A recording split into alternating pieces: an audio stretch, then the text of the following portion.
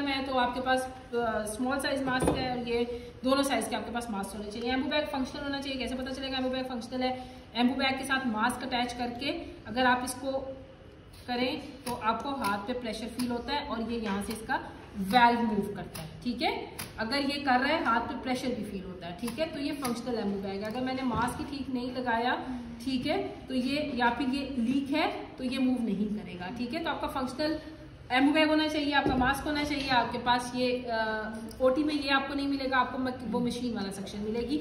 ये ज्यादा बेहतर होते हैं, इजी टू वॉश होते हैं, क्लीन हो जाते हैं, ठीक है, और ये डैमेज नहीं करते क्योंकि बहुत अंदर नहीं जाएगा ना, ठीक है। वो सेक्शन आप दूसरी वाली करते हो तो कैपिटल बाज दफा बहुत डीप जाता है, गैग के साथ ज्यादा एस्पिरेशन के चांसेस हो जाते हैं, ठीक है। तो ये आपके पास ये होना चाहिए। इसको कैसे यूज करते हैं ये भी आना चाहिए। जब आपने बेबी के अंदर जाना है तो फिर पहले आपने स्क्वीज करके जाना है, अंदर जाके ओपन करना है और बाहर ला के सिक्रीशंस को निकालना है, ठीक है। और M comes before N, mouth first then nose, ठीक है। तो ये एबीसी में भी एम पहले आता है, एन बाद में आता है, तो माउथ फर्स्ट नोज लेटर, ठीक है। तो सेक्शन में ये भी एक रूल होता है कि आपने पहले बेबी के माउथ करना है, देन आपने उसके नोज करने हैं, ठीक है। और ये आपने देख लिया, आपके पास स्टेथ है, स्टेथ होनी चाहिए, अपनी होनी चाहिए, नहीं तो ओटी में होती है उनके पास मांग लें। शीट्स होनी चाहिए। इसके अलावा क्या होना चाहिए, आपका वार्मर चल रहा होना चाहिए, एयर नहीं होनी चाहिए, और आपके पास एक हेल्पर होना चाहिए, वॉल क्लॉक होना चाहिए, और आपके पास रूम टेम्परेचर के लिए वो डिस्प्ले होना चाहिए, ठीक है। अब आप आ गए, अब आपने ये बेबी सिस्टर बनो, ठीक है, ये बेबी सिस्टर है, ठीक है, और ये आपने बेबी रिसीव की है, ठीक है, और ये आपने बेबी लाके मुझे देना है कि डॉक्टर साहब ये जो है ना बेबी, ये बेबी आपका, ठीक है। कॉल भेजी है कि आप एक बेबी आके अटेंड कर लें, ठीक है। और अस्सलाम वालेकुम, मैं डॉक्टर आमना हूँ, मैं पीठ से आई हूँ। आप लोगों ने कॉल भेजी है तो मुझे आप प्लीज बता देंगे कि जेस्टेशन क्या है पेशेंट की? 36 वीक्स है। और एमनियोटिक फ्लूइड का कलर क्लियर है। और कोई रिस्क फैक्टर, मदर जीडीएम, कोई मदर को कोई हाइपरटेंशन, कोई यूटीआई, कोई इन्फेक्शंस वगैरह, कोई डायबिटिक है। मैडम सिंगल प्रेगनेंसी है, ट्विंस तो नहीं है? सिंगल। मदर डायबिटिक है। कंट्रोल्ड है अनकंट्रोल्ड है? कंट्रोल्ड है, ठीक है। और कोई इनकी कोई डेथ्स वगैरह या कोई पहले रिस्क फैक्टर्स तो नहीं है कोई पहली प्रेगनेंसीज में या कुछ? जैसे प्राइमरी लेवल है, ठीक है। और मैडम ठीक है, डॉक्टर साहब आप मेरी हेल्प करेंगे, ठीक है, और हम जो है वो बेबी को रिसीव करेंगे, ठीक है। अब सिस्टर आप हमें बेबी देंगी और फिर अकॉर्डिंगली अब हमने अपना इक्विपमेंट चेक कर लिया, हमारा एम्बू बैग फंक्शनल है, हमारे पास आइडली ईटीटी होनी चाहिए, लरिंगोस्कोप भी यहाँ पे होनी चाहिए, ठीक है। ये सामान हमारे पास यहाँ पे अवेलेबल होना चाहिए। उस वाले टेबल पे ख्याल है ईटीटी पड़ी हुई है, नहीं होता अंदर, ठीक है। तो वो चीजें हमने पहले बिफोर हैंड चेक करनी है। ईटीटी होनी चाहिए, ईटीटी खोलनी नहीं है, उस टाइम पे खोलनी है, ठीक है, अगर जरूरत पड़ती है, ठीक है। अब बेबी आ गया। अब हमने 36 वीक बेबी है, एमनियोटिक फ्लूइड क्लियर था, सिर्फ एक रिस्क फैक्टर है कि थोड़ा प्रीमेच्योर है, अदरवाइज इसके अलावा कोई रिस्क फैक्टर नहीं है, एक जीडीएम है मदर, ठीक है। अब ये सारी चीजें ये मेरे साथ मेरे वो हैं बेसिकली असिस्टेंट है, तो हमने डिस्कस किया डॉक्टर साहब अब हम रिवाइज कर लेंगे, ठीक है। अभी बेबी नहीं आया, 36 वीक्स है, थोड़ा सा हाई रिस्क है, इसके अलावा एमनियोटिक फ्लूइड क्लियर है और मदर जीडीएम है। At the time of birth decide, ठीक है, चलिए ठीक है। अब हम मेरे पास सामान जी अम्बिलिकल कॉर्ड प्लान के अम्बिलिकल कॉर्ड को क्या करना है, इन्होंने फौरन अटैच करनी है कि बाद में करनी है, तो कह रही है कि बेबी डिलीवर होगा तो उस टाइम पे हम डिसाइड करेंगे। अब सामान हमने पहले चेक कर लिया है, अब ये आएगा बेबी रिसीव करने, ठीक है।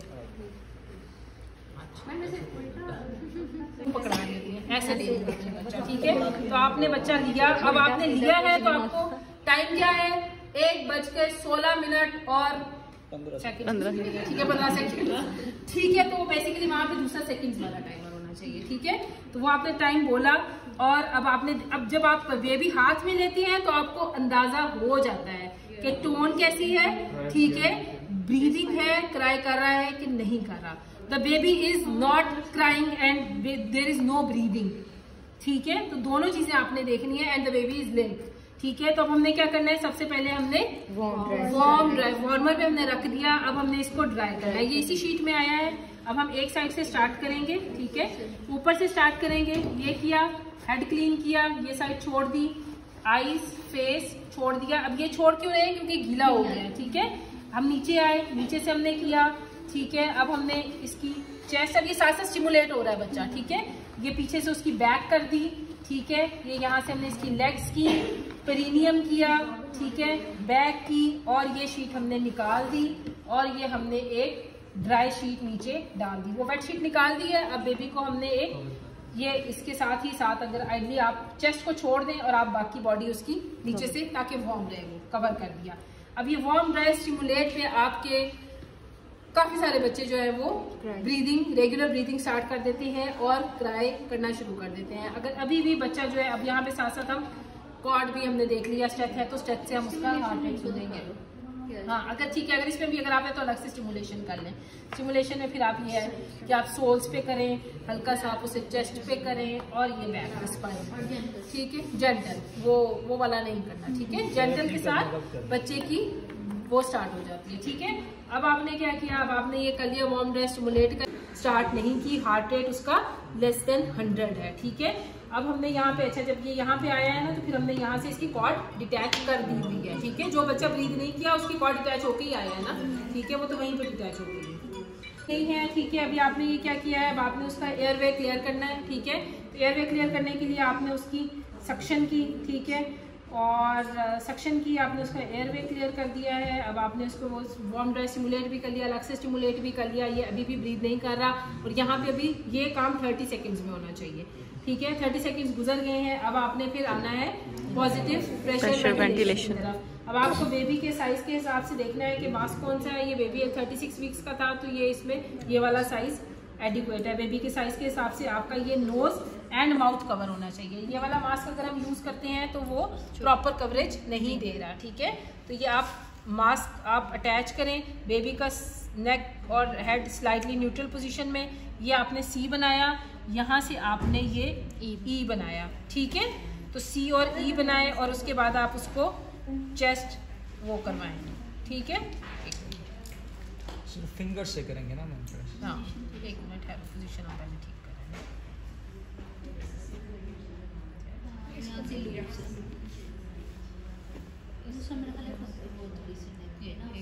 ये वाले जो डमीज है ना, ठीक है। अब ये देखो, ये वाली पोजीशन बेबी की नहीं है, ये हाइपर एक्सटेंडेड है, लेकिन इसका ये चूंकि ये पॉलिथीन का ट्रेकिया है, इस वजह से ये उधर इन्फ्लेट हो रहा है इस पोजीशन, लेकिन चेस्ट मूव होनी चाहिए आपकी, ठीक है।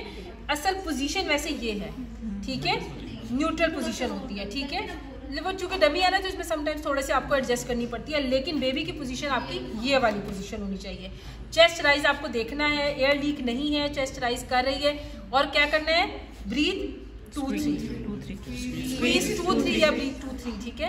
Squeeze 2-3, squeeze 2-3, squeeze 2-3, squeeze 2-3।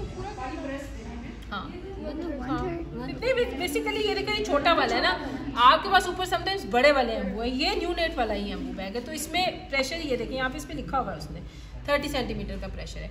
इसको मैं आपको कह रही थी कि इसको आप ब्लॉक करोगे ना, उसके बाद आप करोगे तो फिर बहुत ज़्यादा प्रेशर जाता है। इसका ये वेल्व एक्सेस एयर ये यहाँ से निकाल देता है, इसको ब्लॉक नहीं करना, ठीक है। तो ये आपने बेसिकली आपने उसको वो करवा दिया, आपने उसकी वो एम्बू बैगिंग की, आपने 15 सेकंड्स के लिए एम्बू बैगिंग की। अगर चेस्ट राइज होना शुरू हो जाती है, साथ साथ आप उसका हार्ट रेट देख रहे हैं, हार्ट रेट मोर देन 100 हो गया, चेस्ट राइज इफेक्टिव था, तो फिर आप इसको करवा लें, बस ठीक है। आगे आप इसको नॉर्मल प्रोसीजर की तरफ ले जाएं। लेकिन अगर एम्बू बैगिंग के बाद भी मैं एम्बू बैगिंग कर रही हूँ, ठीक है, और चेस्ट राइज नहीं कर रही और हार्ट भी नहीं ऊपर जा रहा, 15 सेकंड्स गुजर गए हैं, तो फिर मुझे रीएडजस्टमेंट करनी है, मुझे फिर दोबारा देखना, मुझे हटाया सब कुछ, दोबारा मास्क देखा, दोबारा किया, ठीक है। Mask M for mask repositioning, ठीक है। R mask basically mask size है, ठीक है। आर फॉर रीपोजिशनिंग है, दोबारा पोजीशन दोबारा ठीक करें, कहीं से पोजीशन तो गड़बड़ नहीं थी, ठीक है। उसके बाद फिर आपने 5 ब्रेथ्स देने हैं, ठीक है। 5 ब्रेथ्स दें, 5 वही वाले स्क्वीज 2-3 वाले पैटर्न पे 5 ब्रेथ्स दिए, 5 ब्रेथ्स दें, फिर इंप्रूव करता है, नहीं है तो फिर आप एस फॉर सक्शन, सक्शन करें, ठीक है। ओ फॉर ओपन, उसका माउथ ओपन करें, ठीक है। उसके बाद आप बेसिकली सक्शन करने का मकसद ये है कि कोई सिक्रीशंस हैं, थिक सिक्रीशंस हैं, तो वो निकल जाए। माउथ ओपन करने का भी मकसद ये है कि आपका अगर लिप्स क्लोज हैं तो फिर भी आपकी एम्बू बैगिंग प्रॉपर नहीं होगी, ठीक है।